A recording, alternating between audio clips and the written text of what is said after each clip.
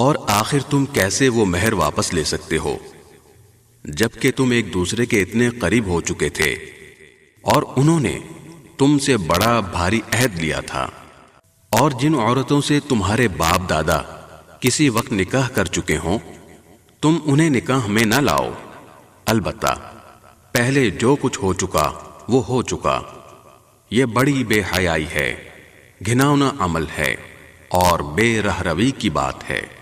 تم پر حرام کر دی گئی ہیں تمہاری مائیں، تمہاری بیٹیاں، تمہاری بہنیں، تمہاری پھوپھیاں، تمہاری خالائیں اور بھتیجیاں اور بھانجیاں، اور تمہاری وہ مائیں جنہوں نے تمہیں دودھ پلایا ہے، اور تمہاری دودھ شریک بہنیں، اور تمہاری بیویوں کی مائیں، اور تمہارے زیر پرورش تمہاری سوتیلی بیٹیاں، جو تمہاری ان بیویوں کے پیٹ سے ہوں جن کے ساتھ تم نے خلوت کی ہو۔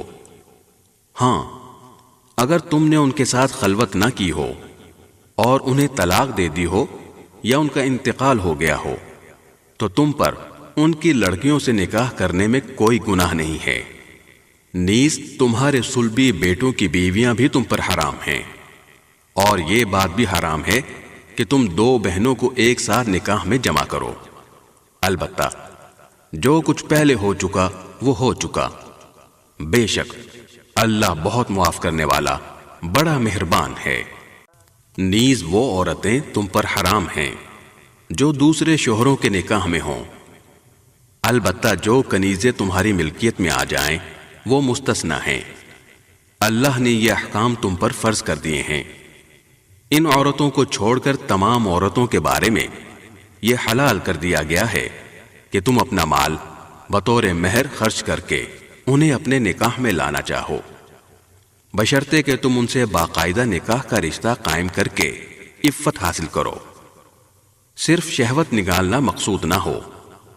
چنانچہ جن عورتوں سے نکاح کر کے تم نے لطف اٹھایا ہو ان کو ان کا وہ مہر ادا کرو جو مقرر کیا گیا ہو۔ البتہ مہر مقرر کرنے کے بعد بھی جس کمی بیشی پر تم آپس میں راضی ہو جاؤ اس میں تم پر کوئی گناہ نہیں۔ یقین رکھو کہ اللہ ہر بات کا علم بھی رکھتا ہے، حکمت کا بھی مالک ہے۔ اور تم میں سے جو لوگ اس بات کی طاقت نہ رکھتے ہوں کہ آزاد مسلمان عورتوں سے نکاح کر سکیں تو وہ ان مسلمان کنیزوں میں سے کسی سے نکاح کر سکتے ہیں جو تمہاری ملکیت میں ہوں، اور اللہ کو تمہارے ایمان کی پوری حالت خوب معلوم ہے۔ تم سب آپس میں ایک جیسے ہو، لہذا ان کنیزوں سے ان کے مالکوں کی اجازت سے نکاح کر لو اور ان کو قاعدے کے مطابق ان کے مہر ادا کرو، بشرطے کہ ان سے نکاح کا رشتہ قائم کر کے انہیں پاک دامن بنایا جائے، نہ وہ صرف شہوت پوری کرنے کے لیے کوئی ناجائز کام کریں اور نہ خفیہ طور پر ناجائز آشنائیاں پیدا کریں۔ پھر جب وہ نکاح کی حفاظت میں آ جائیں اور اس کے بعد کسی بڑی بے حیائی یعنی زنا کا ارتکاب کریں تو ان پر اس سزا سے آدھی سزا واجب ہوگی جو غیر شادی شدہ آزاد عورتوں کے لیے مقرر ہے۔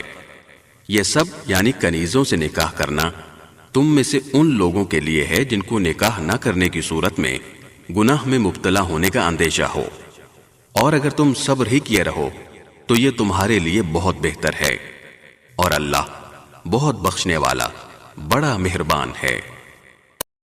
اللہ چاہتا ہے کہ تمہارے لیے احکام کی وضاحت کر دے، اور جو نیک لوگ تم سے پہلے گزرے ہیں تم کو ان کے طور طریقوں پر لے آئے اور تم پر رحمت کے ساتھ توجہ فرمائے، اور اللہ ہر بات کا جاننے والا بھی ہے، حکمت والا بھی۔